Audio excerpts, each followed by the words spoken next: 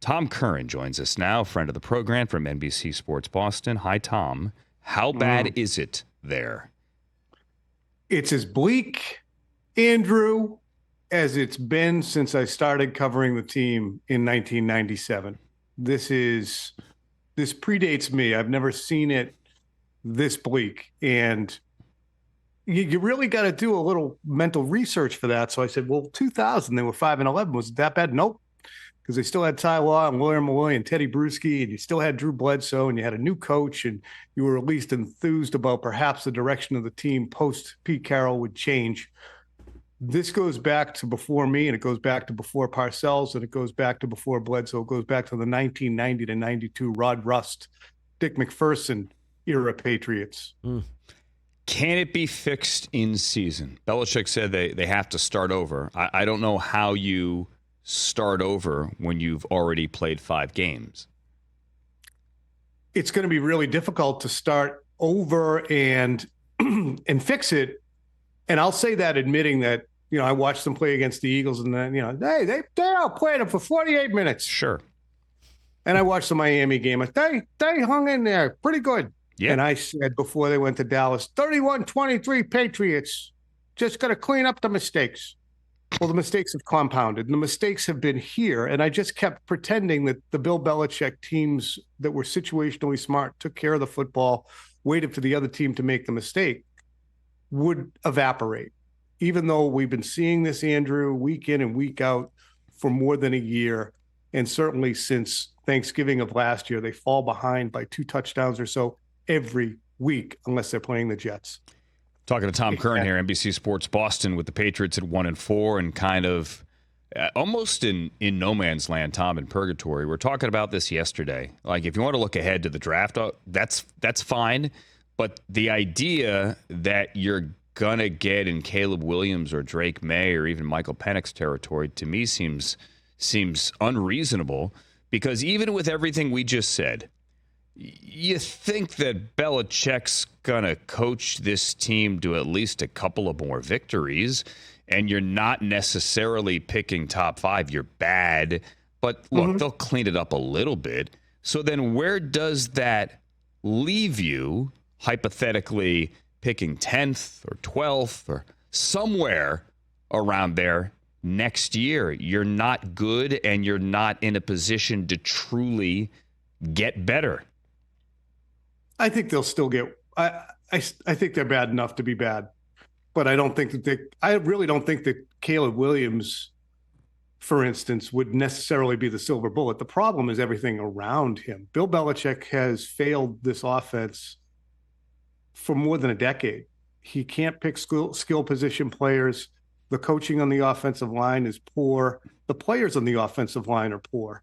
So it's inherent, and it's in Bill's DNA to not be able to pick offensive players. Period. Tom, what would Bill do if Robert Kraft came to him and said, "You're still my head coach. Don Shula, 18 wins away. I mean, that is still reachable, and I want you to do that here. But Bill, if you're going to coach in 2024, I'm hiring a GM. And that's it. Take it or leave it." Well, that would mean you're going to blow out the personnel group, meaning Matt Groh, who is Bill's director of player personnel right now, and all the coaches that Bill fostered. I think it'd be hard for Bill to accept that. Would it be impossible? I don't know that it's impossible, but I think it would be impossible for Bill if he didn't have a hand in deciding who was coming in to help. It goes back to the Parcells. They want you to cook the meal. They got to let you shop for the groceries. So I think that Bill would more than balk at that idea. But the facts are the facts. Whether it's Isaiah Wynn or Trent Brown or N'Keal Harry, these players that the Patriots, they don't spend on players, and the players they spend on don't work out. And Jacoby Myers is an absolute shining example of a player that the Patriots unearthed who was very, very, very effective for them. The most effective offensive player they had from 2020 through 2022. And they didn't want to pay him because they wanted to move on from him because they didn't think he was that good. And they went and found somebody who had absolutely no connection to the team, who was injured and past his prime and brought him in to replace him in Juju Smith-Schuster. So Tom, Tom, when you got somebody, Andrew, sitting in front of you, whether it's Tom Brady or Jacoby Myers, and you can't tell how good he is, that's a friggin' problem. Tom, what you're describing is in essence an existential crisis here. How does this team continue to exist as it is? Or if you blow it up, how do you reform it? What is the end game? How does this end? It ends by eventually, what eventually will happen is Bill will not catch Don Shula, and there will probably be a mutual parting of the ways. That's the way it's after this season. Yeah, I think it's hard to make, barring continued 31-point losses. You go through the season with Bill, and then say, we've regressed. The quarterback's on his rookie contract. He was good. Now he's not. He regressed. You made some really horrible decisions in 2022 with the coaching staff, and it left a lasting mark on this team. The offensive line has regressed. The players that you brought in aren't good enough. It's not working anymore, Bill. And you think it's phrased as a mutual parting of the ways? I have no idea, honestly. I don't know if Bill accedes to that. I think that's generally what people have believed to be the case. But I think Bill's a prideful guy with an ego, and I don't think that Bill thinks that. I think that Bill would still think I can fix it. So whether he assents to putting that kind of a press release out and says that or not, that'd be interesting to see as well. Do you think, and I go back, Tom, you remember to Robert Kraft at the owners' meetings in Arizona back in March when he stood there and he was pressed repeatedly about, is Bill going to break Shula as a Patriot? And he said, I want to make the playoffs this year. It's not about individual records, never been about individual records for our players, won't be for our coaches. I want to make the playoffs this year. That seems like a long shot. I know there were some people that thought, maybe Gerard Mayo's name is brought into this conversation right now. Didn't happen. Do you foresee a situation where maybe if it does continue to be this bad, they say, hey, this guy's the coach in waiting, and actually make it official and say something like that to ease this transition the second half of the season? I don't think something, again, that's what I was saying. I don't think it'd happen during the season because it would be humiliating for Bill in some ways. And he's got two of his sons on the team. Mm-hmm. And Gerard is, a pseudo son, and Troy Brown and all of the people in the scouting department. They're also loyal to Bill, as they should be, because they've all profited wonderfully, as have I and so many of us in the media, for the content that Bill Belichick, Tom Brady, and Robert Kraft provided. But I think that would be very difficult to do anything in season to kneecap a legend like that because of the fallout. It's not like replacing Matt Eberflus or Ron Rivera or anybody else who's struggling. Sure, of course. He's got a whole staff that grew up under him. Talking to Tom Curran, NBC Sports Boston, do you think Bailey Zappe would do any better?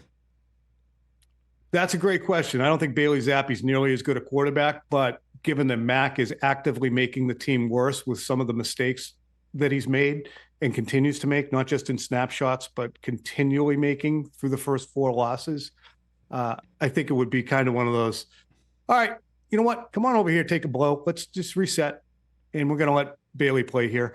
And people here in New England have said, well, if you do that, it's over. It's over with Mac. You can't do that. I'm like, why? It's not like why? You're benching Dan Marino or Joe Burrow or, Patrick Mahomes after a few games. He does not have the backlog of reverence that those players should earn. And I think that does say to the rest of the locker room, if you put Mac, on the sidelines and say, once you get your stuff straight, we'll let you go back in. I think some of the teammates would say, well, kind of about time. We love Mac, and we do know he's better than Bailey, but we just can't keep turning the ball over. There's got to be a consequence. Tom, big picture, go back to the beginning where you said it's as bleak as it's ever been since you've been covering this team back to the 90s here. What do you think? I know what I think. What do you think of all the Belichick slander from your angry radio callers? I mean, you've heard it on other shows. I'm sure you've heard it on your show. Obviously, sports talk radio is a unique beast, and it doesn't necessarily speak for every fan, but some of it is just like, really? Like get a clue, people. I mean, yes, they're bad right now, but it was all Brady, and I hate the Belichick or Brady debate, but just some of this just seems so ridiculous. Yeah, but I engage in a level of it too, because I have to analyze the team to a large extent. The Patriots went from 2012 when they drafted Chandler Jones and Dante Hightower through really now. I mean, Kyle Duggar's a good player. Christian Gonzalez, Keon White have played well when they've been healthy. Sure. Yeah, but that's like the last 15 minutes. No, we'll see how they look. Isaiah Wynn looked good. So 2000 to 2009 was Bill. 2010 to 2019 was Tom. It's that simple. You look at that team that started 8-0 in 2019 and then finished the season 2-4. And everybody in the world said, I don't even know if Tom Brady's going to have a market out there. Why did they say that? Because they watched how he played in New England during the latter portions of that season. They said he can't do it anymore. When it was clear to anyone who was watching, all he could do was throw to James White and Julian Edelman. He had Chris Hogan. He had Ryan Izzo as his tight end. He had Philip Dorsett. He didn't have anyone around him. And I said, wherever he goes, they're going to be good. I said Tampa would win the Super Bowl in 2020 when he left. And they friggin' did, because it wasn't Brady. It was the situation that had built up around Brady. Well, that's the problem. You can't separate coach and GM. When you have both titles, it's all on you. Correct. And we all agree. There isn't anyone anymore who fights the idea that the GM thing is over. Like, that ship has sailed, and the players he has not done that. He has not done the job as a GM. But here's the thing, though, Andrew. Yeah. If you say he's still a good in-game coach, why are they behind 16-0 to Dallas, 17-3 to Miami, and 22-0 to Cincinnati last year, and giving up an opening, game-opening kickoff return, 1 of 2 to the Buffalo Bills? It's like, if you can't get the team ready for 1:00 Sunday, what are we doing? I totally agree. And if you're bringing in people to develop your young quarterback who shouldn't be offensive coordinators, see last year's staff, then what are you doing? And I think that that's a great level of self-confidence that's probably misdirected. I think that Bill believed as strongly as anybody that 2010 to 2019 was still Bill. I mean, he was actively trying to replace Brady beginning right after the 2013 season and right on through to 2019 when he wouldn't give him a 2-year, $50 million guaranteed contract like Drew Brees. Wanted to go year to year. I mean, we'll be fine. And that's the lack of urgency that we see that I've been kind of harping on. And we'll figure it out. You're not figuring it out. Tom, last thing. So let's just play this hypothetical that he's not the coach next year. Do you think Bill Belichick goes somewhere else to coach? I don't know where the market will be. I would never underestimate, call it stupidity or call it optimism of NFL owners in hiring somebody because of the hirings that we've seen over the years. But there's nothing that indicates to me, because Bill will have to have control over everything, there would be nothing that would indicate to me as an owner that I want a defensive coach who's 71 years old, who hasn't drafted well over the last decade plus and does poorly with his free agent investments, is the guy I want to bring in to lead my team. All you need is one, though. That's right. That's why I say I would never underestimate the naivete. Look, if you put Bill, say Sean McDermott, things go sideways somehow. Sure. And you bring him into Buffalo, that'd be a good hire. If you put Bill with a good team, with players in place and a quarterback in place and an offensive line in place, have a day. He's a good in-game coach, I think, unless he's punting from the 40 down 24-0. Well, I mean, that's the opposite of Brandon Staley. So what if I gave you Justin Herbert, Derwin James, and Joey Bosa? Have a day. Yep. That is a 70-mile-an-hour fastball, and if you can't get around on that, can't do it. Get out of the batting cage and give the next kid the token and tell him to get in there and do it. That's a great way to put it. Yeah, that would be fascinating. Can you imagine Bill Belichick with, the in-division thing, I don't know if that would ever happen, but Bill Belichick with Josh Allen or Bill Belichick with Justin Herbert? That would be fascinating. Yeah. I mean, that would be fun. Tom, weather the storm. Are we doing Bill Belichick landing spots? Do you want to do that? No, we just did. 204 Rich. Yeah. Wait, Tom, real quick. Why doesn't Malik Cunningham get any run here? I just don't think that he can run the offense at this juncture. Well, neither can any of the other two guys. Well, point well taken. I wouldn't be surprised. I would not be the least bit surprised if there was a package of plays for Malik Cunningham this week, because the only option the Patriots have is to turtle more and run it 40 times so the ball is never in the air, or to try and be aggressive and do something a little bit different. So if you put Malik Cunningham out there to run some RPOs and take advantage of his ability, because you have an offensive line that can't block, so you might as well not have the most stationary quarterback in the league back there. Get the guy who can run around a little bit. So not that bad an idea. As a long-term starter, not ready yet, nor is Bailey Zappe. I mean, it's another position mismanaged. The backup situation. Anyway. Oh, fun times. Western. I love how we went to back at cutdown day. Bill's playing checkers. Everyone else is playing chess. He knows that he could sneak Bailey Zappe through waivers, and it's roster management here, and then bring him back. And then, nope, he just don't have a quarterback. That's it. Yeah, they've had Ian Book, Will Greer, and who's the other kid from Carolina? Matt Corral. Matt Corral, yeah. They're just running guys through. So you've had 4 different guys and throw in Malik Cunningham, 5 different guys behind Mac. That does not look like a plan. No, it does not. But hey, you never know what happens when Bill and Josh McDaniels get together this weekend in Vegas. Patriots could win by 3 touchdowns, and then all of a sudden the conversation changes next week. It'll still be bleak. It'll just be a different conversation because it is a week-to-week league. Tom Curran. The Vegas people will be up in arms then. Yes. I mean, they generally are. That wasn't a good team last night that won. That was Max Crosby single-handedly wreaking havoc on a young quarterback. And Josh McDaniels somehow, when choosing to kick a field goal up 4 with 2 minutes to go, not like punting on the plus 40, like what Bill did, somehow survived. Tom, we always appreciate your time. It's great to see you. All right, bud. Good to see you. Thanks for having me. Tom Curran, everyone, from NBC Sports Boston.